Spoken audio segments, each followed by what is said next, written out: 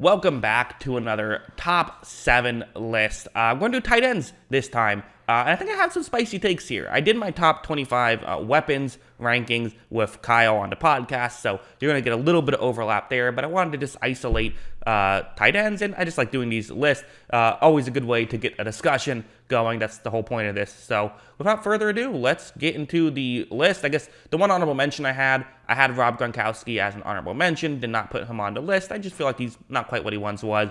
Still a very talented player, but can't really stay on the field. Couldn't justify putting him on the top 7. So he is the honorable mention.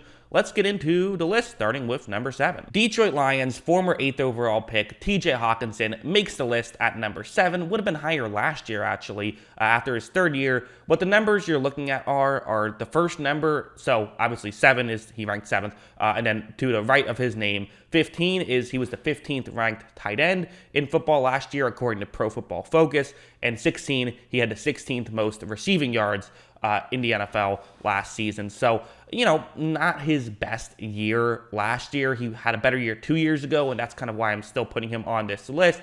Did see him have a bit of a step back last year, but I still think he's incredible, and his talent is certainly there. One weird thing about him, this is just a weird stat. I don't take much from it, but he's had one career 100-yard receiving game, and it was his first game. His first game, he completely went off, and it's still been good since then. I do think there's a lot to really like about TJ Hockenson, and part of it is it was a tough situation in Detroit last year, so that's why I'm willing to forgive some of those flaws, but I still couldn't justify putting him ahead of the top 6 guys, in my opinion. Number 6, give me Kyle Pitts, who, again, he's almost more of a wide receiver than a tight end, and what he did as a rookie, tight ends typically don't do that. Tight ends typically don't come into the league and are the 5th best graded tight end as a rookie and the 3rd most in receiving yards. I think some people think that he should be higher than number 6, and you could certainly make that argument. I'm not going to be mad at you if you do. You could certainly argue he's ahead of a couple of guys that I have ahead of him.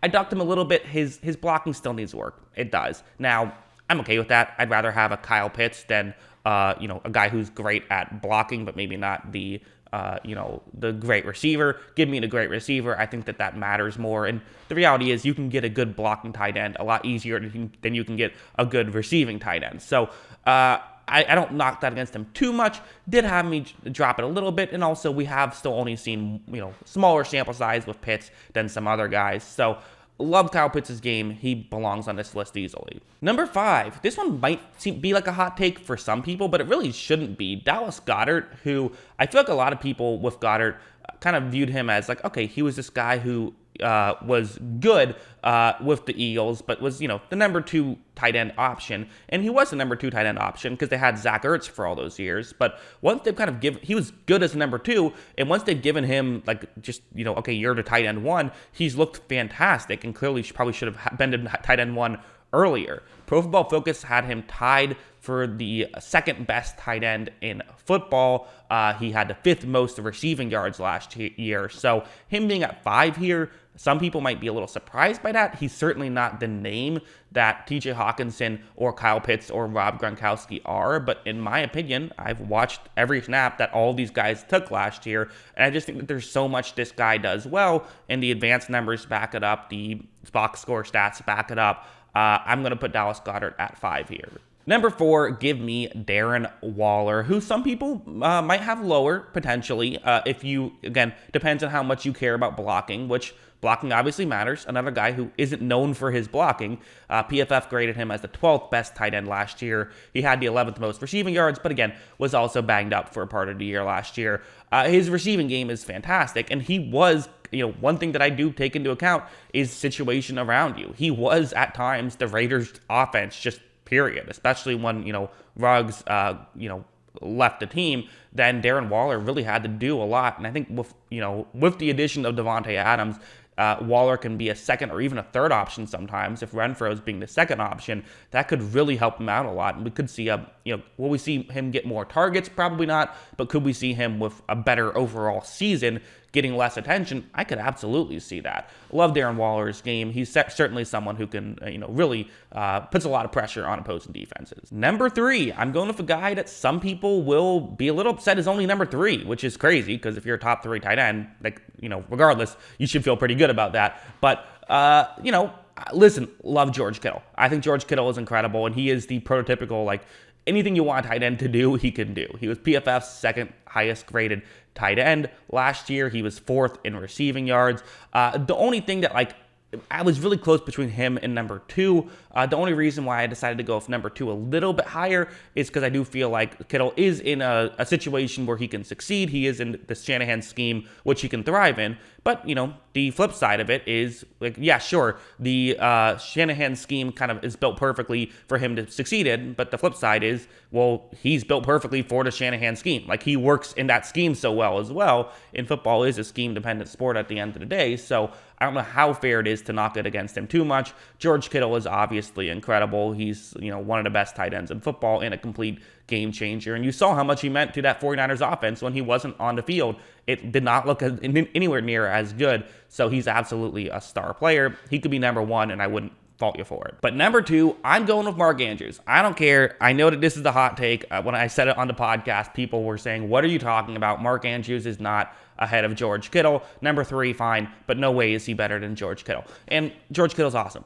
Mark Andrews was the best tight end in football last year. He, in my opinion, just was. His statistics back that up. He was number 1 in PFF grade, number 1 in receiving yards last year, and he was the Ravens offense. You talk about situation, like, that's not a good situation, especially after the injuries started piling on, and he was still able to consistently thrive, and he's been the Ravens' number 1 option for several years now and has been able to be successful. I think about, this is going to be a weird play to bring up, but I think about the pick 6 in the Buffalo game, right? When Lamar throws the pick 6 in the playoffs against Buffalo, where it was a 1-score game and they were in the red zone. It's a 100-yard pick 6 that kind of iced the game.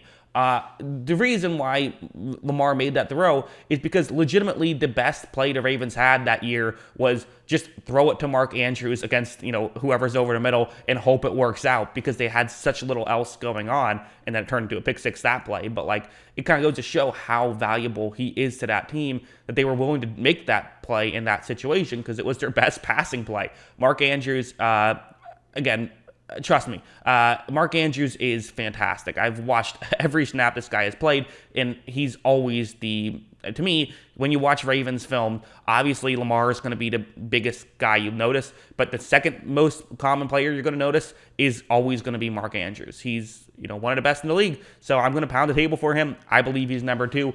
Again, you could have Kittle ahead of him as well. Kittle maybe has been better for longer, and he's certainly the bigger name than Andrews is, but I like Andrews. I'm going to have him at number 2. But finally, number 1, give me the guy who's probably the best receiving tight end of all time. Guy who has, 6 straight 1,000-yard receiving seasons as a tight end. That's stupidly good. Travis Kelce, who is the 4th highest graded PFF tight end last year and 2nd in receiving yards still. So down year, only 2nd in receiving yards. Bad year for him. But again, part of this is, what do you value? I do value the receiving game as a tight end a little bit more. That's why I have Kittle at 3 and Mark Andrews at 2, is because Kittle, obviously the best blocker out of any of those guys. But, I do think that Andrews has the edge receiving-wise. I think Kelce has the edge receiving-wise over either of those 2 guys. He means so much to this Chiefs offense.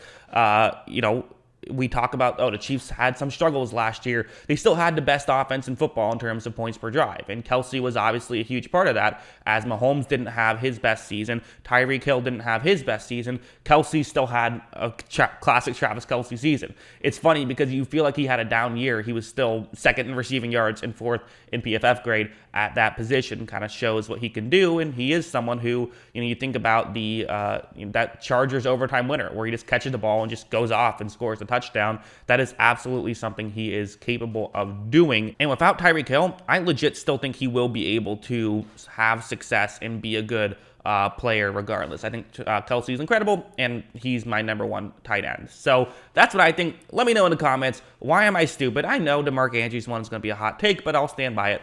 But that's what I think. What do you guys think? Let me know in the comments below. Always love hearing from you. And of course, as always, thanks for watching.